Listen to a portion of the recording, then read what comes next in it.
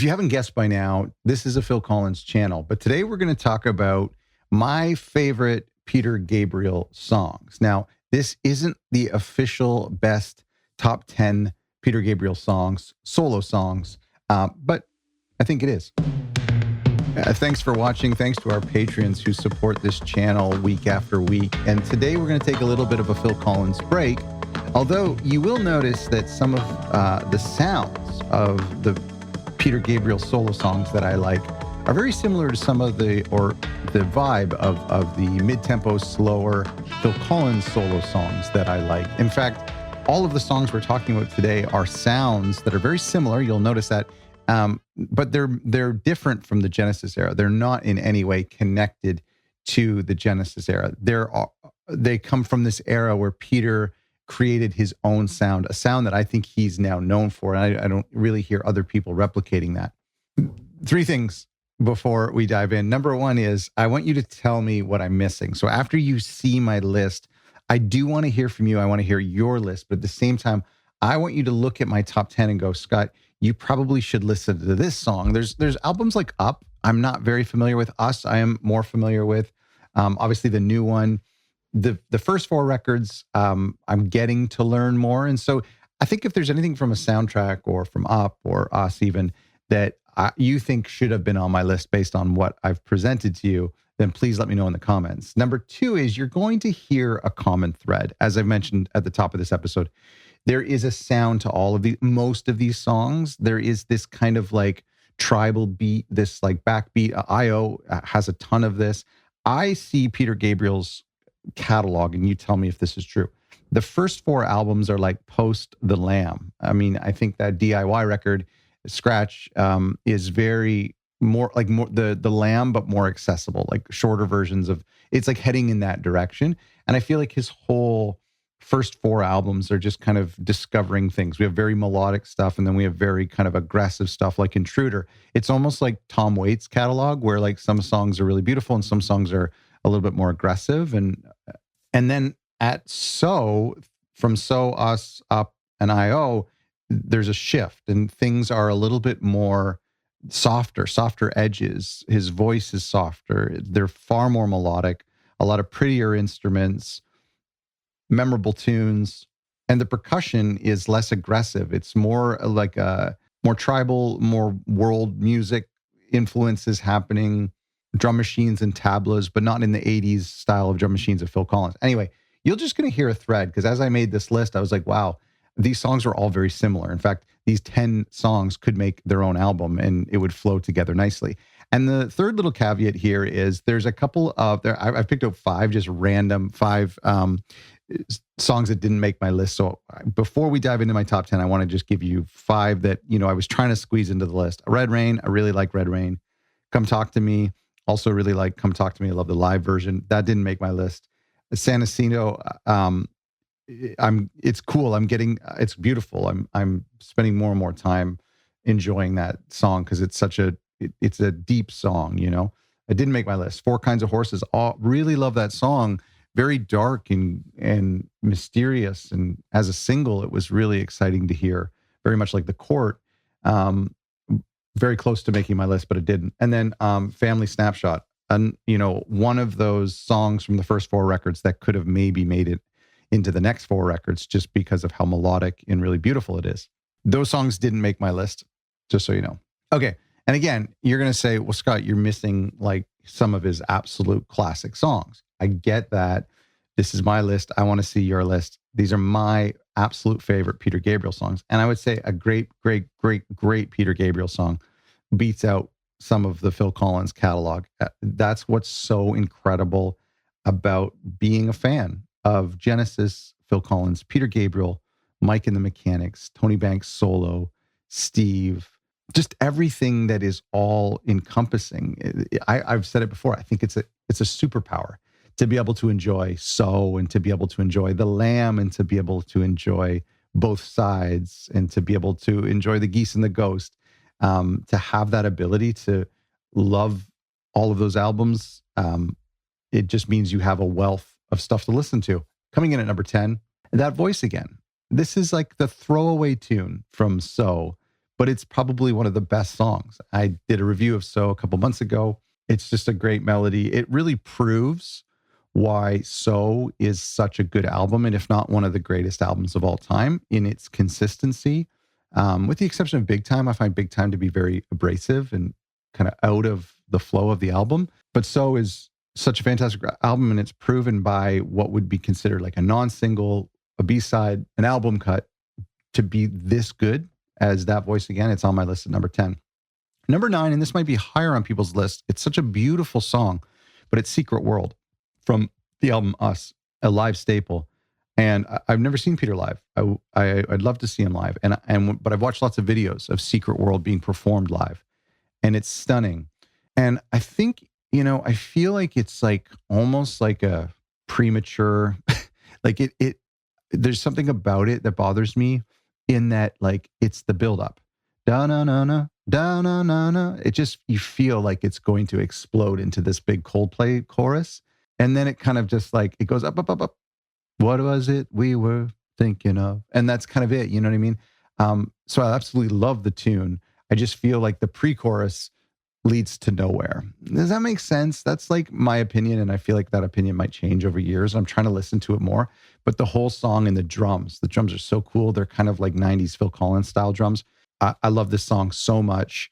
Every time we get to that build up, I feel like I just want it to completely explode and that chorus to never end. And that's one of the problems with having an ascending pre-chorus. It's like, you got to stop somewhere. Another beautiful tune coming in at number 8 is Biko. This is just, nobody has anything bad to say about this song, even though it's on Intruder album. In the earlier part of his career, it does kind of show what's to come with his music. And again, it's one of those songs that could have fit on So, it could have fit on Us, it could even have fit on I.O. It has these like world sounds. The drum machine is a little bit more like a tabla. It is, it's cool. It's very cool. It reminds me, could have been a Phil Collins song, like big distortion guitars, minimal drum machines, choir maybe. But anyway, Biko is a really great song. It's obviously evolved into having a bigger meaning over time. I think as with Secret World, it's his big closers, right? Love this tune. I should give you a little background. So I've told you this before, but if you're new, my history is with Phil Collins. It starts with Hello, I Must Be Going, No Jacket Required, and then kind of branches out to like, because that's around the time I was born. And then it kind of branches out to like Shapes and Invisible Touch and Face Value, and then But Seriously and Serious Hits. And that's kind of like my absolute height. And then I just kind of expanded from there. And it was only later in life that I got kind of the deeper into Genesis, further back and around the times that I maybe wasn't exposed to him, to them in like Abacab. And then there were 3. But like where Peter comes into that is surprisingly, even though I knew he was part of the band, but because I came into that Phil era, I wasn't too familiar with his stuff. And as a teenager, as a kid, the earlier Genesis wasn't as accessible as, say, That's All or Invisible Touch. And so I was aware of Peter, but I wasn't aware of his own music or even that he was doing anything as a solo artist or why he left the band. And that all changed with Columbia House. You remember Columbia House? For like 1 penny, you would get like 12 CDs, but then your parents would be mad at you because you're now locked into buying another 50 CDs at $50 each plus shipping. Anyway, part of that Columbia package, I got Shaking the Tree, the 16 Peter Gabriel songs. It's 16 on CD, I think or is it 18? I think it's 16. On vinyl, it's a few songs less. On cassette, I think it's still 16 or 18. Anyway, that was my exposure to Peter Gabriel. And so it was mostly the very accessible, friendly songs. And that's where I got to hear some of the songs that are on my list and fall in love with them just through that album alone, a greatest hits. And that's very common. There's a lot of people, especially in the 90s, who would come into a band through a greatest hits. Doesn't happen so much anymore, unfortunately. Coming in at number 7 is the first song that I'm going to talk about from I.O., a record that came out less than a year ago at the time of recording this. And that's Love Can Heal. You're starting to see now this kind of like softer, melodic, down-tempo, moody, but, reserved, temperate side of the Peter Gabriel catalog that I'm drawn to. Love Can Heal is so beautiful. I was a huge fan of I.O. I felt like there was sometimes songs that kind of took me out of it. I don't know if it was the pre-release campaign, but I always found that album hard to kind of listen to all the way through. But there were songs like Love Can Heal, and then I have another one that I just feel like created a really great vibe. I just think this is a absolutely beautiful song. And you know what? If you're going through a hardship in your life, or if you're going through a macro hardship in living in the world, Love Can Heal is like, I just find it's a very encouraging tune. Okay, so number 6 is like kind of like my one-ish wild card, and that's Sledgehammer. I mean, that's on everybody's list, I think. Well, maybe not. Anybody who's like maybe a little highbrow, snobbish Peter Gabriel might not put this song on here. But the reason I like it is because, yes, it's accessible. It's one of his most famous songs of all time. But it's actually just a really good song. Is it a good pop song? Yeah, it's a crazy pop song. I love the fact that Invisible Touch and Sledgehammer shared the number 1 spot for a time, or not shared, but you know what I mean? Because they're pop songs, but they're just not like verse, chorus pop songs that are like super traditional. They're way more like brashy and like edgy and digital. And so I don't know. Sledgehammer is a really, really cool song. Great euphemism track, great live song, great horn part.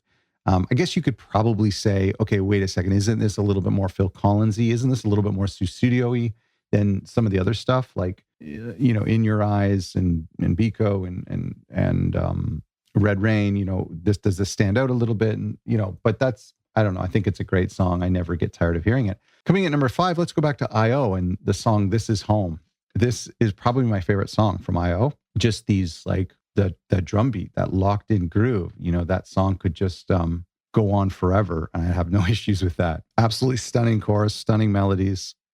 Stunning harmonies. Beautiful, beautiful female vocals in this record, or on this album. At the time of recording this, we're coming up on the 1-year anniversary of I.O. And I find it weird that, people don't talk about I.O. very much. And I've been thinking about grabbing the record and putting it on the turntable and getting back into it, remembering that time when I first heard it. And I think it's a really, really great record. I was surprised at how good it is, because it's hard for a legacy artist to make something cool and relevant and well done. At the time of recording this, we haven't seen the Grammys yet, nominations. And I feel like he's going to get a few nominations for this, if anything, for Playing for Time. And maybe even Album of the Year. I mean, it all depends on like how many other things happened. Like, he's not going to win it. Obviously, it goes to like the younger people like Billie Eilish or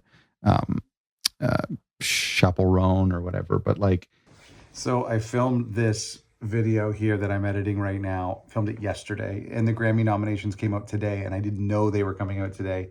And no Album of the Year nomination, no Song of the Year or Record of the Year or Pop Vocal Performance of the Year for Playing for Time or Panopticon or any of the big songs off the album. The album for alternative or pop or legacy, whatever, that didn't get nominated at all. I think there was 2 times. One, it was like an immersive sound recording for The Bright Side, got nomination, and then Best Engineered Album. So congrats on Best Engineered. I think it probably, the Album of the Year category is seemingly always goes to the pop stars of today, which bothers me so much. I think there's a lot of like great classical records and ambient records and electronic music records that deserve, or even alternative rock records that deserve Album of the Year. It's so rare that ever happens. It's usually just the biggest pop stars of the day. And a legacy artist occasionally gets included in there. So it's a real bummer that Peter didn't get included, especially an album that had been 20 odd years in the making. Anyway, I was just editing this now, and I just read the Grammy noms a couple of minutes ago. Anyway, we don't talk about this album very much, and I think it's a really great album. This Is Home is my favorite song on it. So beautiful. Number 4 is what I would consider one of the most beautiful melodies of all time, and I'm not sure why it's not in my top 1 on this list, and that's Blood of Eden. And I would say Blood of Eden is Peter's most beautiful song-ish, because I still have another one on this list I got to talk about, but I think Blood of Eden is beautiful. Some people may not like this comparison, but if you look at something like The Living Years, which is also one of the greatest melodies of all time. This is like the catchiest melody. Everybody knows that song. Very few people know what it's called, or what era it came from, or that it was written by Mike and the Mechanics or Mike Rutherford, that guy from Genesis or whatever, Phil Collins' friend. Like, very few people know that. It's just a melody that we'll hear forever. And I think something Blood of Eden is like up there too. I know it's not a popular song. It's not a hit song. By the way, I recently got it on 7-inch just this past weekend. I was going to bring it upstairs. I forgot it. I'm downstairs. I'm an idiot. But it it was 7-inch on one side, and on the other side is a remix 8-minute version of a song I've yet to mention. Anyway, Blood of Eden is like that chorus. Um, I just love the harmonies. And you compare it to like Secret World on the same album. Secret World, also gorgeous harmonies, but Blood of Eden really does a great job at kind of creating that circular, like you could just sing that chorus over and over with Paula Cole's in the background, and it just never needs to end. All right, where are we at? We're getting into the big ones here. Number 3 is In Your Eyes. I mean, I'm not like a genius for putting that on anybody's top 5 Peter Gabriel songs. A friend of mine who's a music fan, but not in the music industry and not a full-time Peter Gabriel fan or Genesis or Phil Collins fan, randomly just texted me the other day. He's like, I can't believe how good In Your Eyes is from Peter Gabriel. I think he knows like I'm a Genesis fan, but just randomly, he's like, I've been listening to that on repeat for a couple of days. It's just one of those songs. It's one of those songs very much like Living Years, or just like a kind of like the biggest song in an artist's catalog that people will eventually find out. Like somebody one day will be like, I just recently heard In Your Eyes for the first time. I mean, that nobody could say that because they've all been to a dentist office or a grocery store. They've all heard that song. But, to be like, oh, I just listened to that song. And man, it's incredible. It's this incredible mix of like world music and pop elements. Bring it back to this Phil channel. It was the one record that Phil, or the one song that Phil said he wished he had written. He did write a song a couple of years later with the same title, but he was jealous of this song. Peter's voice is probably the best it's ever been in this song. The way he pushes it high and breaks it a little bit, incredible. I mean, Peter's voice, so good. And that's, again, going back to that entire universe, the Genesis universe.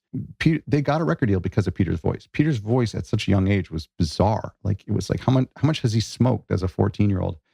Just incredibly soft and beautiful, yet scratchy and interesting, and cuts through the mix, but also blends in with the mix. And Phil is known for his voice as well. Not trained, can go so high, has just such a real narrow range, but that little pocket that he sits in, I can be in a grocery store and I can just hear the faintest little sound of his voice from a mile away from the ceiling speakers, and I know it's a Phil Collins song just because of his voice. So these two guys completely different, yet they do sound the same. It's just such a bizarre thing, right? To say that that's Peter Gabriel, that's Phil Collins, but then there's times when on Seconds Out or whatever, and you're like, or on the Carpet Crawlers 1999, where you're like, who's who? I love it. Love it. Number 2 is okay, this was difficult because if somebody stopped me on the street and said, what's your favorite Peter Gabriel song? I would say this song. But why didn't I put it as number 1? It's tough. I'm almost going to say these next 2 songs are tied. But everything you've heard, my 5 honorable mentions and the 8 songs I've mentioned so far, you could probably guess my top 2. Maybe you can't. But number 2 is Mercy Street. I first heard this song when I was really young, the credits of a movie. And I listen to the song all the time. And it's just such a beautiful melody. And it really connects to a lot of these other songs on my list, right? And that's why I've asked you to tell me some Peter Gabriel songs that sound like these that I might be missing. But Mercy Street is very similar to Blood of Eden or Love Can Heal. I just think it's the prettiest song of all time. Which leads me to number 1, and might not be a surprise, and that's Salsbury Hill. Even though that record doesn't really get talked about very much, it doesn't do anything for me aside from just Salsbury Hill. I think it's one of those songs you could almost put Sledgehammer in the same category, where whatever instrument is starting off, whether it's guitar, it's keyboard, or it's percussion, just that bum, bum, bum, bum, bum, bum. It is the most energetic song ever. It's the reason why it's used at that turning point in movies or in a movie trailer. It gets you so excited. It's such a hopeful song. Nobody really knows what it's about. People have asked Peter if it's about leaving Genesis. He said maybe. He said maybe it was, but I don't think it was. It's weird to sing along with. I mean, you could sing along with In Your Eyes. You can sing along with Mercy Street because they do have some of those have a universal appeal, a theme to them. Salsbury Hill for me doesn't. Grab Your Things, Have Come to Take You Home. Like, I just belt that out. I can't apply that to my everyday life. But anyway, I absolutely love this song. I think because it's so rhythmic, it just has this like constant moving feel. There's never a dull moment. If he were to cut the drums, have a drop, and have some sort of like moody bridge in that song, it would ruin it. The fact that it just keeps going and moves along like a train When I'm old, I hope I just put that song on and walk at that pace. If I can walk at that tempo, I'll live forever. Anyway, that's my list. Number 1, Salsbury Hill, Mercy Street, In Your Eyes, Blood of Eden, This Is Home, Sledgehammer, Love Can Heal, Biko, Secret World, That Voice Again. My question for you is twofold. In the comments below, list your top 10 Peter Gabriel solo songs. I've stuck to album tracks. If there's a soundtrack stuff out there that you want to share, that's cool. If there's specifically a live version you want to share, that's cool. I've stuck to album tracks. If I'm missing something from the earlier years, I have all of those albums on vinyl. The new ones are coming out on color vinyl, which is cool. I might grab one of those. Please let me know. There is that tune on the Scratch album, or on Scratch album, that has the lock groove. I really like that song. If I'm missing anything from Up or Us, please let me know. I'd really like to, or if there's some other, you've seen my list. So give me your top 10, but then give me maybe a song that you recommend I check out if you know that I'm a fan of Blood of Eden, Mercy Street, etc. Thanks so much. You know what I mean.